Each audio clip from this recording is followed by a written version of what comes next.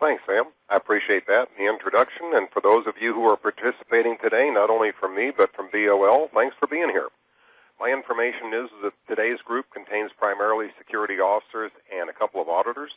We also have a branch, facility, and operations manager participating today at least. And this presentation is appropriate for all types and sizes of financial institutions, even though you may have somewhat different security regulations and needs. What you should have available to you as part of this presentation is the workbook text that's entitled Workplace Safety Issues for Security Managers. My presentation follows the workbook headings, and I'll let you know where we are along the way, and the headings are also visible on every PowerPoint slide. I have a second computer running here with a copy of your workbook material on it, so I can also let you know by page and perhaps by paragraph where we are in the presentation as we go through it. Now, I'm a bank security, credit union security officer trainer, for lack of a better term, and I've been a consultant in this industry for quite a long time. What you, as an industry, are most concerned with, and always have been, has been the crime of robbery. And if you're tuned in for only the crime of robbery today, I need to let you know that while we'll talk about it, there are many other issues around workplace safety that you need to know about in preparation for putting together a robbery program. An institution's failure to conduct at least an annual review of policies, procedures, and practices and facilities that may affect people's safety is a critical mistake.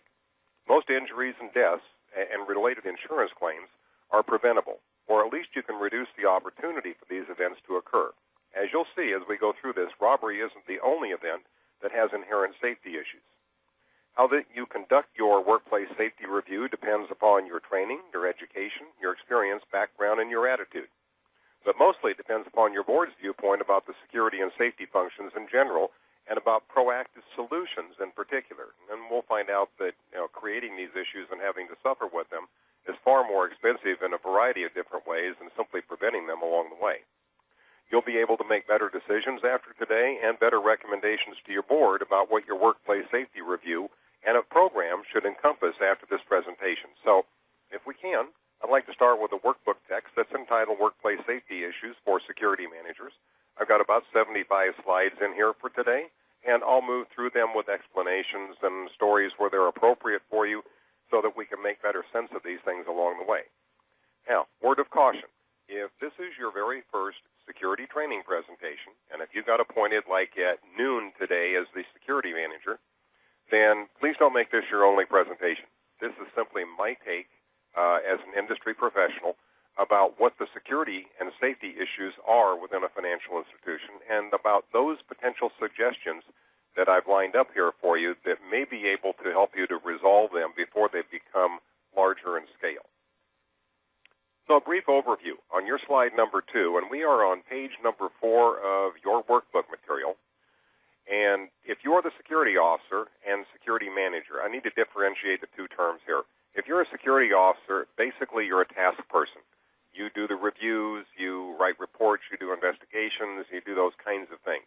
If you're a security manager, perhaps in a larger organization, then your job becomes to manage the interplay between people, processes, and tasks to make sure that things get done along the way. So I'm going to use the words interchangeably today between security officer and security manager. I'll use security officer when it applies directly to a regulation, as is this one. Your security officer is responsible for developing and managing the institution's security program. Regardless of whether you work for a bank or a credit union, you have virtually the same security program requirements laid out in both of your regulations, either through the Bank Protection Act or through NCUA's Part 748, the National Credit Union Rules and Regulations. So credit unions actually have 4 more things that they have to do that banks don't in dealing with a security program. Now, hopefully you have in your institution the position as promulgated by your board that maintaining the security environment is probably the most important 1% of your business activities all day long. The opening procedure, how you clear a building, how you set the alarms, the training programs that you put together, the policies and procedures that you follow, and then the closing of the facility on the way out the door at the end of the business day. So those are perhaps the most important 1% of the business activities that you have. So I tend to take those things rather seriously. Hopefully you have developed and implemented your security program, which you have to have by regulation, as the security officer or the security manager. But the security program is not just your responsibility. It is also the responsibility of every employee. And as we go through this presentation today, I'm going to be suggesting to you strongly that you gather not just information, but also support for your security program through your employees, contacts with them when they come to work, when they get promoted, when they get transferred, that whenever you have an opportunity, that you emphasize safety and security. Now, another definition as we move over to slide number 3. When we look at safety, those are issues that result in perhaps life and limb occasions for your employees. And safety, in my world, always trumps the security side of things. Security is basically securing buildings and data and access and things of that nature. So safety comes first, security comes second. In your security program, it should be designed to create and maintain a safe and secure environment for your employees to work and for your customers to be able to do business. So we have a two-pronged approach to this. Your security program is designed to create and to maintain a safe and secure environment. And the environment is not just what you find within the buildings, and it's not just about cameras and alarms and bait money and bill traps and all the other stuff like that.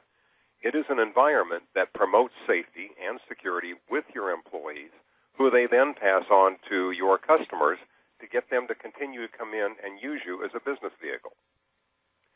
If you look at the concept and the facts involving workplace violence, the prices that all kinds of businesses pay in lost time and decreased productivity, increased employee turnover, increasing medical and insurance costs, any litigation or civil suits, increased internal and external security, and lost trade issues far outweigh the money and the time and resources you would have to spend in order to make your environment that much more safe and that much more secure.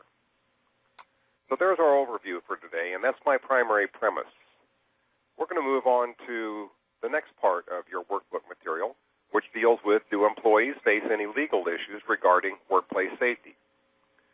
If you are the security officer and you are a task person, this is probably not a realm that you step into at all, if very often. If you're a security manager, then risk management is something that you do every day. So there are certain legal issues that regard workplace safety that everybody has to learn about, everybody has to apply. But if you're a security officer, you'll apply it in one way because it's a task thing. If you're a security manager, you'll apply it in another way through the leaders of other business units within your organization. So various city and county ordinances and state and federal laws mandate that all employers have a general responsibility for providing and maintaining a safe and secure environment for employees and customers. That's a quote. If you will take down a couple of websites here, I'd like you to go to later on, and you can download a wealth of free material from these two websites that will include training workbooks, PowerPoint slides, leader's guide, position statements, and they're free. The first one is cdc.gov. CDC is Centers for Disease Control and Prevention. They're located in Atlanta, Georgia. And cdc.gov is their website, their repository for all this information that trained safety, very skilled safety and security professionals have put together and put into the public domain for you to be able to download and use. The second site that I suggest you go to is osha.gov. So Occupational Safety and Health Administration, OSHA, also has a variety of materials that you may adapt into your own workplace safety program. And because they're in the public domain, you're welcome to go ahead and download them and use them. And, of course, then Bankers Online has a tremendous amount of stuff from various speakers and authors in the Banker Tools section and also the Vendor Connect section and wherever you might, the Banker Store. So you have a wealth of material here, and particularly if you're new to the safety and security realm, some of these things may help you a lot. So we have state and federal laws. Those are governed by OSHA, and this is where this quoted statement comes from. You have a mandate as an employer, a general responsibility for providing and maintaining a safe and secure environment for employees and customers within the realm of foreseeability. Various city and county ordinances may also require you to do these kinds of things. And later we're going to talk about a workplace safety program, which is different than the workplace safety issues that we're dealing with here right now. Let's talk about this word